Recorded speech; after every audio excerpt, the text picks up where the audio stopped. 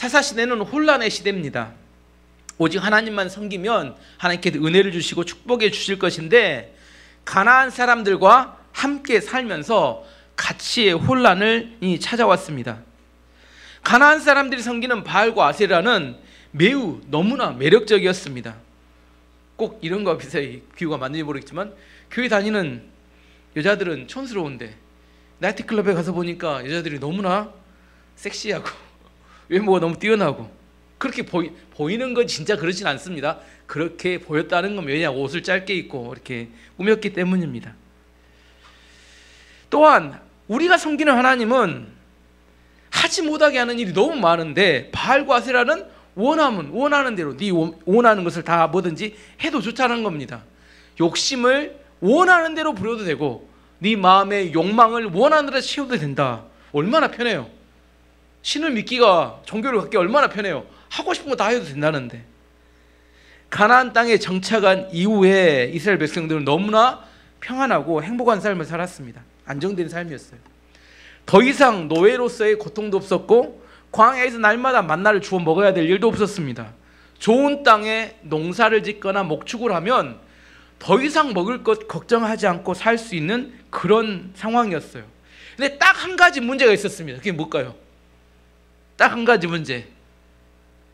하나님이었습니다. 하나님.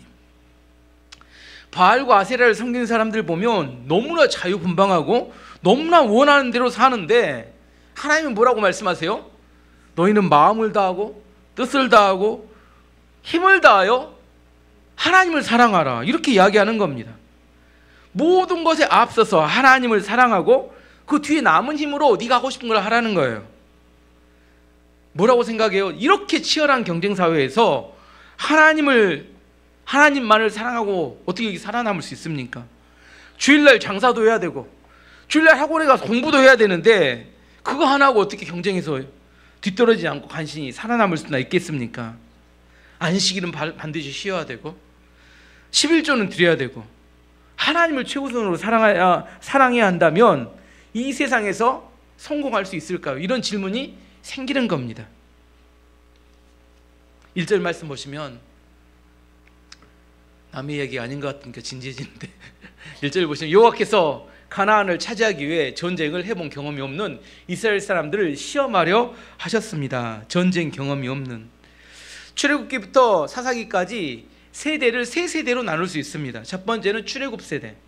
출애굽 세대는 어떤 시대냐면, 애굽에서 바로 왕의 엄청난 학대를 통해서 노예 생활을 하던 때입니다. 그래서 안식도 없고 예배도 없고 고통만 존재하는 세대, 고통만. 그래서 그 애굽 세대, 출애굽의 세대는 하나님께 살려달라고 부르짖었던 세대입니다. 출애굽의 세대는 비참함 가운데 부르짖었던 세대가 출애굽의 세대의 특징입니다. 그 다음 세대는 광야 세대예요. 광야 세대. 광야에서 태어난 아이들입니다. 광야에서 태어났어요. 딱 태어나 봤더니 세상 온통 뭐밖에 없어요? 모래밖에 없어요. 아무것도 없어. 온통 모래야. 거기서 40년을 살았어요. 광야에서 태어나서 모래밭에서 문명이라고는 학교도 안 다녀. 하는 것이라고 뭐예요? 가운데 성막 하나 있는데 거기 가서 예배 드렸다가 또 날마다 새벽이 되면 뭐예요?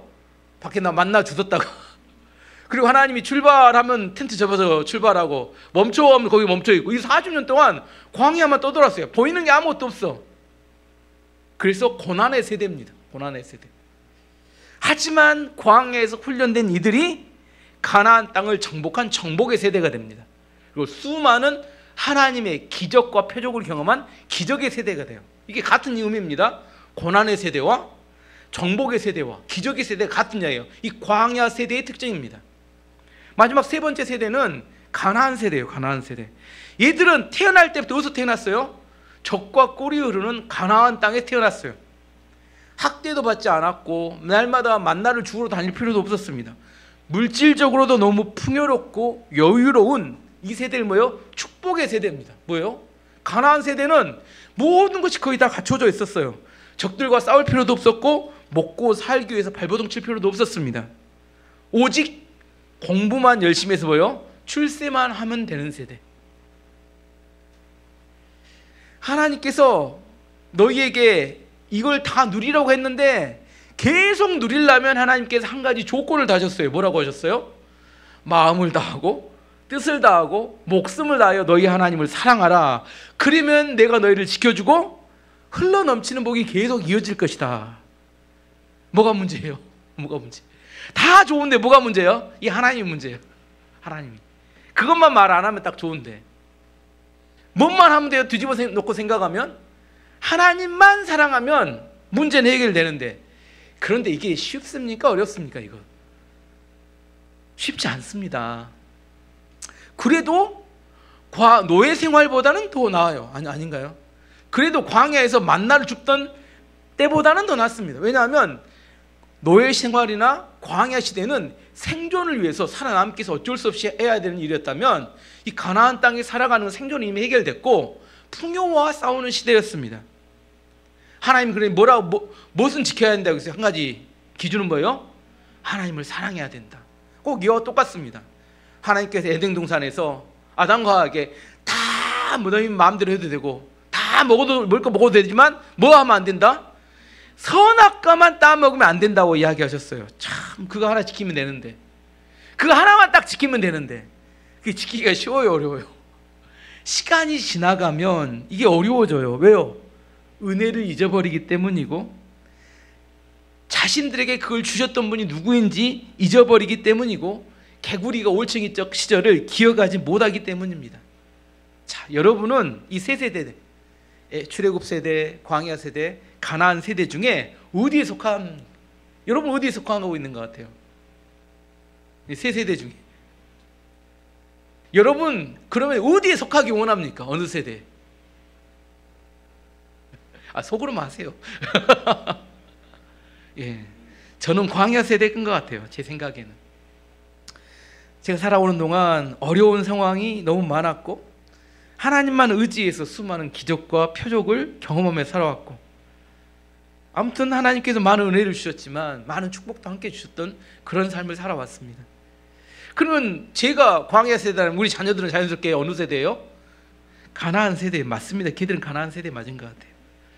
가나안 세대로 태어났어요. 근데 가나안 세대로 태어났는데 가나안 세대라면 요즘 많은 시대가 가나안 세대들이 많습니다. 그러면 그들에게 있어서 어떻게 사는 게 가장 지혜로울까? 잘못하면 풍요 속에서 시간과 물질을 낭비하고 인생이 망해버릴 수 있습니다. 지금 사사기를 보는 것처럼. 가나안 세대로 태어났다면 어떤 게 가장 지혜로울까? 우리가 사사기를 읽어가면서 그 지혜를 얻어야 합니다. 어떻게 해야 돼요? 그 자녀들을 풍요 속에 황폐화되도록 내버려 두지 않고 하나님을 경험할 수 있는 곳으로 보내야 합니다. 저의 인생에서 저는 여러 가지 중요한 이렇게 선택을 해야 될 분기점에서 가장 잘한 선택 중에 하나가 뭐냐면 교회 개척입니다. 제가 새순교회에서 청년부 사역을 할 때 사역을 하니까 부흥이 잘 돼요, 청년들이. 그래서 교회 개척하면 부흥하는 게 어렵지 않을 것 같은데 교회를 개척했고 오랫동안 부흥을 못하는 교회들을 보면서 왜 그럴까? 그랬더니 다들 이야기해요. 교회 개척이 엄청 어렵다는 거예요. 그러면 제가 한번 해보겠습니다. 그 어려운 교회 개척. 해봤더니 제가 생각했던 한 10배 힘들었던 것 같아요. 차라리 병원 개원할 텐데 그랬으면 쉬웠을 것 같은데 교회를 개척해가지고. 한데 중요한 게 뭐냐면 교회를 개척하고 내 힘과 내 능력으로 안 되니까 어쩔 수 없이 엎드려 기도할 수밖에 없게 됩니다. 하나님을 경험하고 싶어 경험하는 게 아니라 내가 하나님을 의지하지 않으면 이게 돌아가지가 않아요. 내 힘으로는 되지 않습니다. 그래서 하나님을 의지하는 법을 배우고 진짜 능력이 뭔지를 배우고 진짜 가치 있는 게 무엇인지를 깨닫고 하나님이 뭘 원하는지를 알겠어요. 큰 교회에서 사역하면 겉멋만 듭니다. 호가심만. 다 사람들이 잘했다고 칭찬해 인정해 주니까 진짜 그런지 알았어요. 근데 그것은 진짜가 아니라 겉모양만 시스템이 움직이고 이렇게 하는 거라. 하지만 진짜 능력, 정말 내 안에서 하나님의 성령의 역사하심과 생명의 역사가 흘러가기 위해서 어떻게 해야 되는지 내가 가장 어려운 곳에서 엎드려 기도할 때 그때 깨닫게 됩니다. 교회 개척이 저의 시간과 에너지를 쏟아 부은 것 같아 보였지만 나중에 보니까 내가 하나님을 사랑하게 만드는 가장 지혜로운 길이었다는 것을 깨닫게 되었습니다. 그래서 저는 풍요 속에서 타락하지 않게 됐구나, 그런 생각을 하게 됩니다. 이런 의미에서 가나안 세대에게 있어서 하나님의 은혜를 잊어버리지 않고 계속 하나님의 축복을 받는 비결은 가나안 세대를 광야로 나아가게 해야 한다는 겁니다. 풍요 속에 썩어지지 않게 하기 위해서 어디로 보내야 돼요? 광야로 보내야 합니다. 우리 시대의 최고의 주식 투자자를 미국의 워렌 버핏이라고 하면 유대인입니다. 이 사람에게 자녀가 3명 있어요. 자녀의 딸 하나, 아들 둘이에요. 어떻게 양육했을까요? 그 사람은 재산이 지금 한 180조 정도 된다고 합니다. 180조면 1% 이자만 나오고 1년에 1.8조가 나와요. 이자가 하루에 50억 정도, 2%면 하루에 100억이 나옵니다. 아무리 빨리 써도 쓰는 돈보다 쌓이는 돈이 더 많아. 이 사람들은 가만히 있어도 이 가족은 돈을 더 벌 필요가 없어요. 그냥 가만히 있어도 되는 가족인데 자녀 양육을 어떻게 했을까? 제가 찾아봤어요. 그랬더니 워렌 버핏이 1990년대 후반에 세 자녀에게 자선단체를 하나씩 만들어가지고 그들에게 운영하도록 했다고 합니다. 큰 애가 딸인데 수지 버핏인데 셔우드 재단을 만들어서 미국 네브라스카 지역에서 아동 복지 활동을 하도록 했다. 지금도 하고 있습니다. 두 번째는 아들인데 하워드 버핏인데 로스쿨을 졸업한 변호사였는데 하워드 재단을 만들어서 아프리카에 있는 가난한 빈민들 기아 퇴치를 위해서 지금도 아프리카에서 농민들을 도우며 일하고 있다고 합니다. 셋째가 피터 버핏인데 노보 재단을 만들어서 빈곤층 여성들을 위한 활동을 하고 있다고 합니다. 왜 이렇게 했을까요? 돈을 더 버는 게 의미가 있을까요? 이 가정에서 더 많이 쓸 수 없죠. 이 아이들이 타락하지 않는 방법은 뭐예요? 자기들이 가진 것을 누군가를 도울 때 자기의 존재의 목적과 의미를 발견하게 되고 평생 자기 힘이 아니라 자기 돈이 아니라 그 이상의 능력을 자기 한계를 뛰어넘 발휘하기 위해서 뭔가 자기 한계에 갇히지 않게 되기 때문입니다.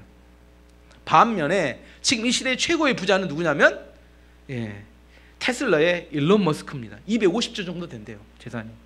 근데 그 큰아들이 16살 때 동성연애를 하다가 성전환 수술해서 여자로 바꿔버렸어요. 일론 머스크가 엄청 분노합니다. 그랬더니 이제 큰 딸인지 아들인지 구분이 안 가는데 아무튼 그 자식이 아버지와 관계를 끊고 자기 성도 엄마 성으로 바꿔버렸어요. 끊어져 버렸습니다. 뭔 말 아시겠죠? 풍요 속에서 가나안의 세대는 잘못하면 축복이 저주로 바뀔 수 있습니다. 풍요함 속에서 정신과 영혼이 황폐화될 수 있습니다. 가나안 세대의 자녀들이 정말 하나님의 축복을 계속 받게 하기를 원하면 어디로 보내야 돼요? 광야로 보내서 그곳에서 자기의 한계를 깨닫고 하나님을 의지해야 살아갈 수 있다는 사실을 깨달아야 합니다. 그걸 깨닫게 해줘야 합니다. 그게 좋은 부모입니다. 무조건 돈 대주고 무조건 좋은 걸 다 해준다고 해서 그 아이들을 하나님 믿고 따라 사는 게 아니라는 겁니다. 하나님께서 이스라엘 백성들에게 자녀 교육의 최우선 목표가 뭐라겠어요? 하나님을 사랑하라. 내 마음을 다하고 뜻을 다하고 힘을 다하여 내 하나님을 사랑하라. 이걸 가르칠 수 있고 이것이 그 아이들에게 배워질 수 있는 곳으로 그 아이를 보내는 것이 부모가 잘 교육을 시키는 겁니다. 어쨌든 사사시대에 사사기는 가나안 사람들과 함께 원래 같이 안 살아야 되는 함께 살아감을 통하여 어떻게 무너졌는지 구체적으로 설명합니다. 이스라엘 백성들은 가나안 사람들과 함께 살면서도 우리는 신앙을 잘 지킬 수 있어, 우리 얼마든지 하나님의 복을 받는 걸 지킬 수 있어, 이렇게 생각했지만 실제로는 한 세대가 가기 전에 우상 숭배로 무너지고 말았습니다. 6절 말씀 보시면 이스라엘 사람들은 그 사람들의 딸과 결혼하기 시작하였고 자기의 딸들을 그 사람들의 아들과 결혼시켰습니다. 그러면서 이스라엘은 그들의 신을 섬겼습니다. 신앙을 잘 지켜왔는데 결정적으로 이스라엘 백성들이 우상 숭배로 무너진 결정타가 뭐였다고요? 결혼이었다고 이야기합니다. 결혼이었다. 함께 살아도 얼마든지 믿음을 지킬 수 있어 이렇게 생각했지만 가나안 여자 중에서도 아까 말한 섹시하고 멋진 여자들이 있을 거 아니에요. 가나안 남자 중에서도 너무 잘생기고 너무 남자답고 너무 능력 있는 사람이 있을 거 아닙니까?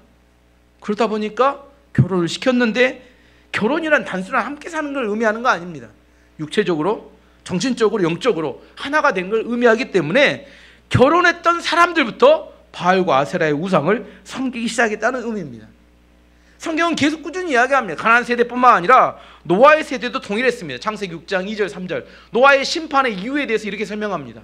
하나님의 아들들이 사람의 딸들의 아름다움을 보고 자기들이 좋아하는 모든 여자를 아내로 삼는지라 여호와께서 이르시되 나의 영이 영원히 사람과 함께하지 아니하리니 이는 그들이 육신이 됨이라. 그러나 그들의 날은 120년이 되리라 하시니라. 120년 후에는 내가 심판하겠다, 그런 의미입니다. 왜냐하면 그들이 그 사람들의 여자들의 아름다움을 보고 결혼하였다, 이렇게 이야기합니다. 또 성경은 솔로몬 왕도 보면 솔로몬 왕은 젊었을 때 1000번제를 드리고 백성들을 잘 통치하기 위해서 지혜를 구했던 너무나 총명하고 믿음이 좋았던 왕이었어요. 근데 이방 여자들과 결혼합니다. 그것도 1000명과 결혼합니다. 그 이후에 어떻게 타락했는지 성경은 자세히 이야기합니다. 열왕기상 11장 3절에 11절까지 읽어보면 왕은 후궁이 700명이요 첩이 300명이라 그의 여인들은 왕의 마음을 돌아서게 하였더라. 솔로몬의 나이가 많을 때에 그의 여인들이 그의 마음을 돌려 다른 신들을 따르게 하였으므로 왕의 마음이 그의 아버지 다윗의 마음과 같지 아니하여 그의 하나님 여호와 앞에 온전하지 못하였으니 이는 시돈 사람의 여신 아스롯을 따르고 암몬 사람의 가증한 밀곰을 따름이라. 솔로몬이 여호와의 눈 앞에서 악을 행하여 그의 아버지 다윗이 여호와를 온전히 따름같이 따르지 아니하고 모압의 가증한 그모스를 위하여 예루살렘 앞 산에 산당을 지었고 또 암몬 자손의 가증한 몰록을 위하여 그와 같이 하였으며 그가 또 그의 이방 여인들을 위하여 다 그와 같이 한지라. 그들이 자기의 신들에게 분향하며 제사하였더라. 솔로몬이 마음을 돌려 이스라엘의 하나님 여호와를 떠남으로 여호와께서 그에게 진노하시니라. 여호와께서 일찍이 2번이나 그에게 나타나시고 이 일에 대하여 명령하사 다른 신을 따르지 말라 하셨으나 그가 여호와의 명령을 지키지 않았으므로 여호와께서 솔로몬에게 말씀하시되 내가 이러한 일이 있었고 또 내가 내 언약과 내가 내게 명령한 법도를 지키지 아니하였으니 내가 반드시 이 나라를 내게서 빼앗아 내 신하에게 주리라.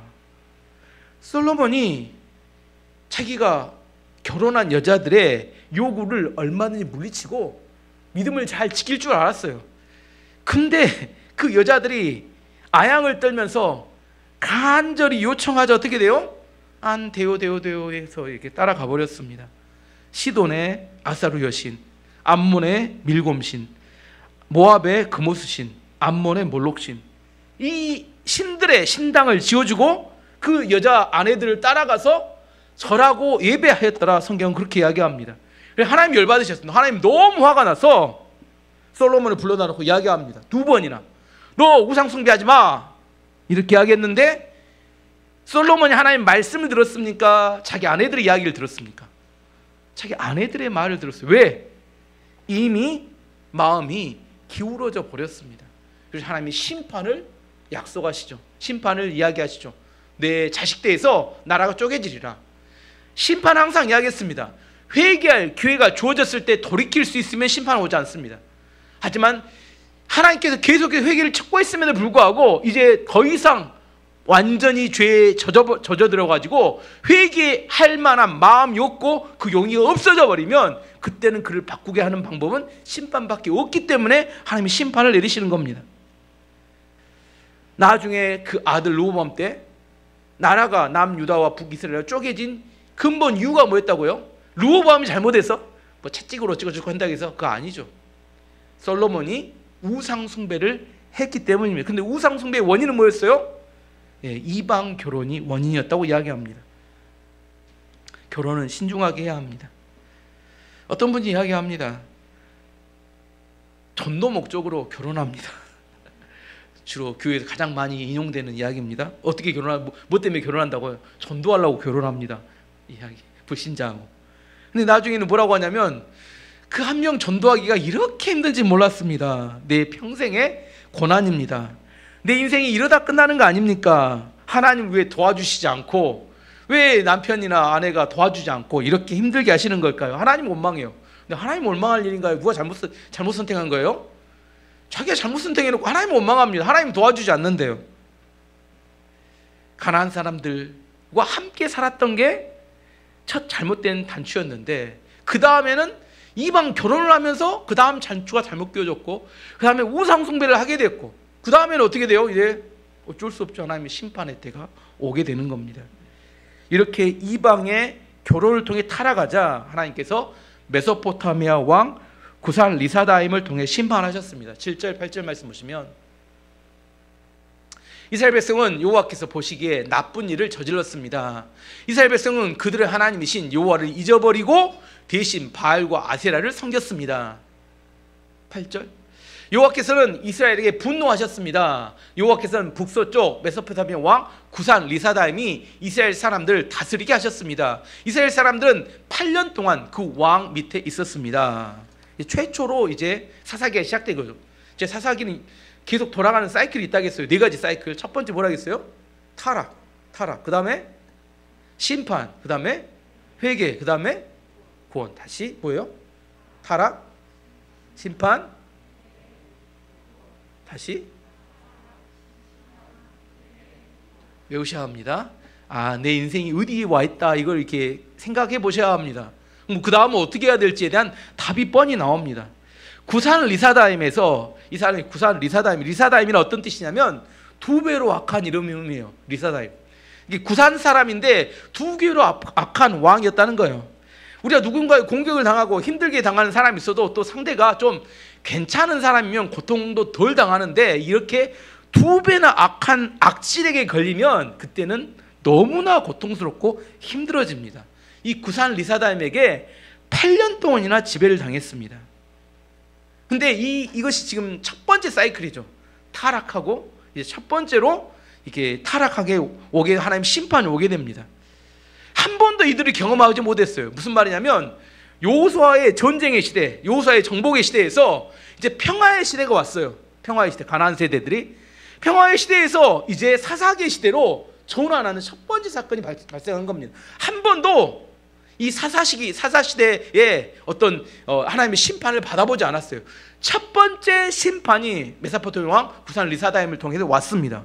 이들이 당황합니다. 이스라엘 사람들이. 왜? 이게 뭐지? 가나안 세대가 지금 한 번도 전쟁을 경험하지 않은 세대였다니까. 이게 뭐지? 왜 이렇게 되지? 왜 하나님 우리를 보호해주지 않지? 하나님 뭐 하시는 겁니까? 너무, 근데 보통 이런 전환기에, 혼란의 시기에 어느 날 갑자기 찾아오니까 너무 당황스러웠습니다. 요즘은 전쟁을 하더라도 전쟁 범죄가 일어나면 전쟁이 끝난 이후에도 유엔이 그걸 찾아내서 이렇게 벌을 합니다. 근데 그 시대, 사사시대는 전쟁이 터지면 강간, 약탈, 살인, 폭력 무자비하게 자행되는 시대입니다. 이거 뭐 견딜 수가 없는 시대입니다. 근데 8년 동안이나 이 구산 리사다임 왕에게 전 이스라엘이 통치를 당했다면 그때 당시에 얼마나 많은 고통과 어려움이 있었겠습니까? 전쟁은 결코 장난이 아닙니다. 전쟁은 현실이고 너무나 고통스러운 겁니다. 이렇게 너무 고통스러우니까 이스라엘 백성들 어떻게 해요? 하나님 앞에 세 번째 단계 와야죠. 회개하고 하나님께 이제 엎드려 구합니다. 하나님, 너무 고통스럽습니다. 구원해 주십시오. 한 번 딱 기도했을 때 하나님 응답해 주면 얼마나 좋을까요? 근데 몇 년 동안 하나님 기다리게 하셨어요? 8년 동안이나 기다려. 왜? 8년 동안 기다리게 하셨어요? 왜? 진심으로 회개할 때까지 지켜보신 겁니다. 회개란 뭐라겠어요?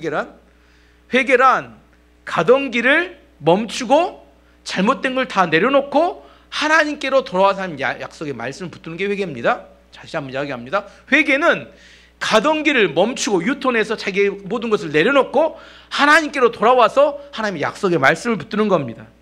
어떻게 회개를 해요? 바알과 아세라는 여전히 섬기면서 하나님, 이 문제만 해결해 주세요, 이렇게 구하니까 하나님께서 지켜보시는 겁니다. 그 문제만 해결되면 또 어디로 돌아가요? 바로 바알과 아세라에게 또 돌아갑니다. 하나님께서, 우리가 회개한다는 것은 바알과 아세라를 찍어서 없애버리고 하나님께로 돌아가야 이게 회개입니다. 바알과 아세라는 여전히 있는데 그게 어떻게 회개가 될 수 있겠습니까? 하나님께서 하지만 8년 만에 응답해 주셨습니다. 하나님의 응답은 뭐였을까요? 하나님의 응답은 뭐였어요? 온니엘이라는 일대사사, 사람이었습니다. 대부분 성경에서 하나님의 응답은 사람인 경우가 많습니다. 9절 말씀 보시면,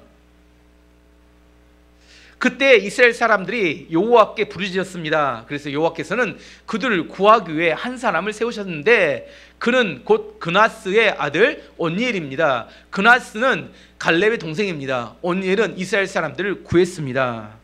온니엘이 누구인지 한번 생각해 보면, 온니엘이 누구라고요? 온니엘은 그나스의 아들인데 누구의, 갈렙의 조카입니다. 이렇게 족보를 따져 갈렙의 조카입니다. 갈렙 아시죠? 갈렙. 헤브론을 점령한. 갈렙이 헤브론을 점령한 이후에 드빌이라는 곳을 점령하기 위해서 이렇게 서운하고 약속을 겁니다. 드빌을 점령하는 사람에게 내 딸을 주겠다 이렇게 했어요. 그때 누가 가서 이렇게 드빌을 점령했어요? 이 온니엘이 드빌을 점령했습니다. 그래서 온니엘을 정의하면 뭐냐면 갈렙의 조카이자 사위인, 이렇게 아시겠죠? 뭐. 근데 마지막에 뭐예요? 일대사사. 온니엘이 누구입니까? 물어보면 내가 오늘 질문에 아싸는 온니엘이 누구냐 하면, 나중에 따로 문제를 내야겠고, 온니엘이 누구냐 하면 갈렙의 조카이자 사위. 근데 그 사람이 일대사사였습니다. 여기서 중요한 건 뭐냐면 갈렙의 사위였기 때문에 불과 이스라엘 백성들이 이렇게 타락하는데 얼마나 걸렸어요? 한 세대밖에 안 걸리지 아시겠죠? 온니엘이 아니라 온니엘의 손자의 손자면 좀 몇십 년, 한 100년 이상 걸릴 텐데 갈렙의 사위 시대에 벌써 우상숭배로 타락해서 심판 시작됐다. 불과 한 30년도 안 된 것 같아요. 갈렙과 여호수아가 죽은 지 30년도 안 돼가지고 지금 이스라엘 백성들은 급속도로 우상숭배와 타락에 빠져 들어갔다. 지금 이걸 이야기하고 있는 겁니다. 온니엘이 일대사사였어요. 이것은 사람들이 얼마나 쉽게 타락하는지를 보여줍니다. 우리 시대에도 이런 걸 볼 수 있어요. 한때 영국 이야기, 영국은 전 세계 선교를 주도했던 아주 쓰임받는 하나님의 나라였습니다. 주일날 설교했던 토마스 선교사, 제가 영국의 스코틀랜드 출신이라고 했습니다. 우리나라에 최초에 와서 선교했던 선교사. 근데 지금 영국을 비롯한 유럽은 더 이상 선교하는 나라가 아니라 선교사가 파송돼야 되는 선교지로 전락하고 말았습니다. 선교지가 되고 말았어요. 더 이상 선진국이 아니고 복음의 나라가 아닙니다. 유럽은, 영국을 비롯한. 지금 유럽 경제는 급속도로 무너지고 있다고 합니다. 특별히 유럽의 경제가 무너진 아주 결정타는 우크라이나와 러시아 전쟁이라고 합니다. 그 전쟁에 무기를 대고 전쟁 통해서 이렇게 천연가스와 이렇게 이런 것들이 수입되지 않으면서 유럽 경제는 엄청난 속도로 지금 무너져 가고 있다고 합니다. 제가 볼 때는 그래요. 하나님의 복음을 떠나자 하나님께서 경제도 무너지게 만들고 심판하시는 거구나. 정신과 사상이 이미 타락하여 병들었습니다.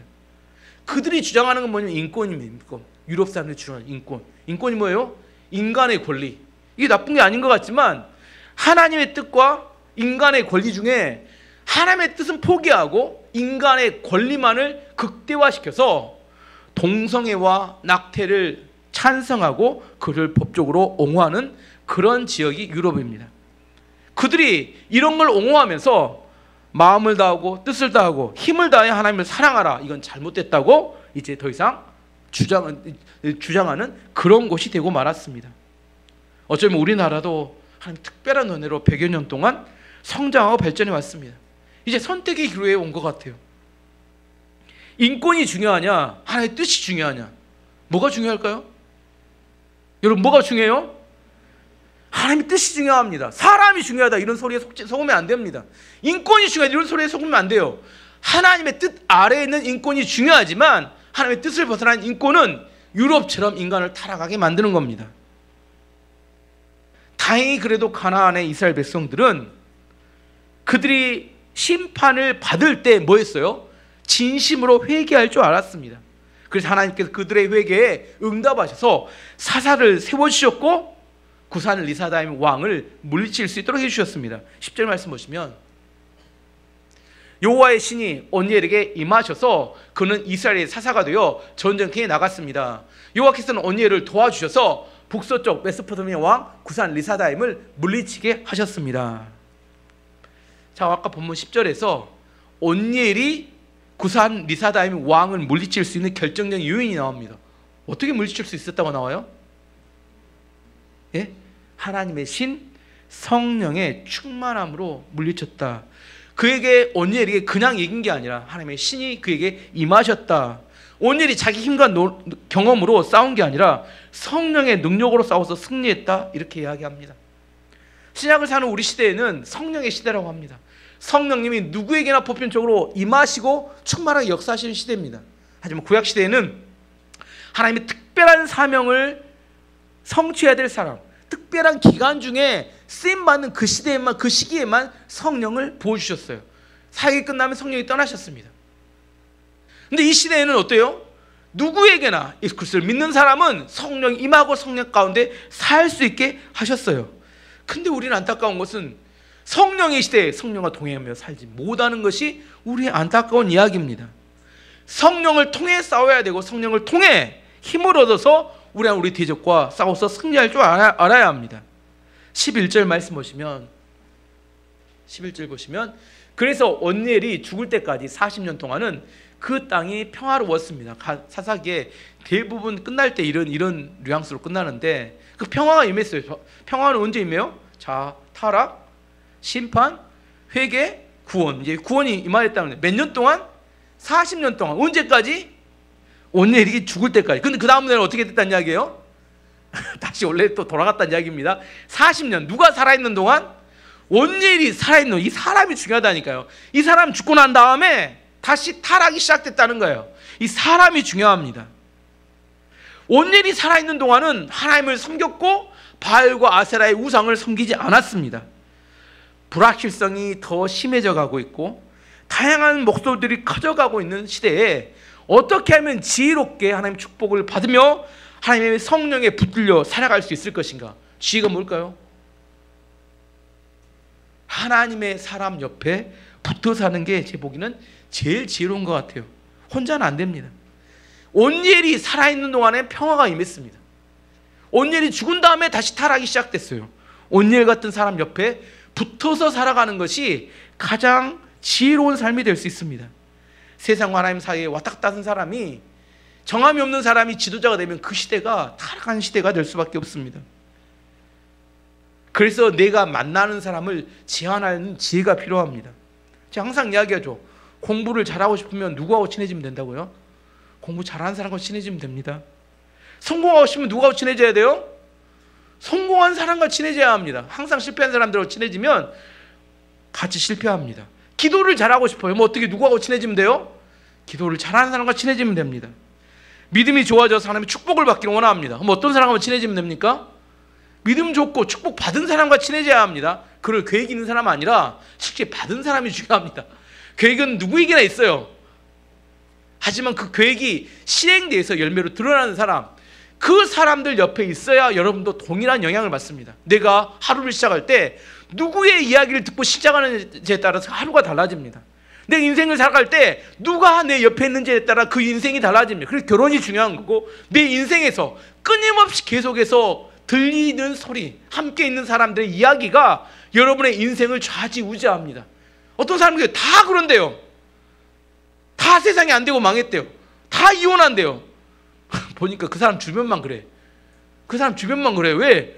자기 주변에 그런 사람만 모였으니까 다 그런다는데, 내가 보니 다 안 그러던데. 내 주변은 다 안 그러던데.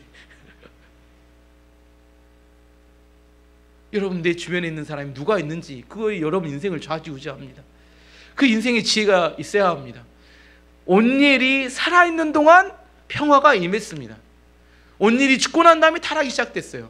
내 인생에서 정말 중요한 것은 하나님이 세우신 사사 옆에 들러붙어 있는 게 중요합니다.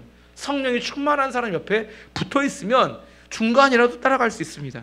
하나님께서 그 시대를 구원하는 방법은 물질이 아니라, 여러 가지 방법이 아니라 사람입니다. 그래서 사람이 중요한 겁니다. 하나님이 쓰시는 사람 옆에 있어야 나도 쓰임받을 수 있게 됩니다. 사사시대의 사사기는 하나님이 사사를 세우셔서 그 시대를 구원하였다. 아까 말한 네 가지 사이클은 혼란스럽게 돌아갑니다. 그 시작의 뿌리는 뭐부터 시작됐어요? 그들이 가나안 사람을 쫓아내지 않았기 때문입니다. 하지만 하나님께서 사사를 통해서 어떻게 승리할 수 있는지도 알려주셨습니다. 어떻게 하면 패배하는지도 나오고 어떻게 하면 승리하는지도 다 나오는 게 사사기입니다. 계속 돌아가는 사이클을 통해서 우리에게 이것을 통해 지혜를 얻어야 합니다. 아, 이렇게 하면 망하는구나. 이거 읽고도 못 깨달으면 참 어쩔 수 없습니다. 아, 이렇게 하면 승리하는구나. 지혜를 얻어야 합니다. 평화가 임하는 시기가 있고 망하는 시기가 있습니다. 그것이 분명하게 나타나는 게 사사기예요. 여러분이 사사기를 통해서 정말 여러분의 인생 가운데 성공하는 법, 지혜롭게 정말 승리하는 법을 잘 배우셔서 여러분 인생이 정말 하나님의 축복과 은혜가 어떻게 해요? 계속 지속되는 은혜가 있기를 축원합니다.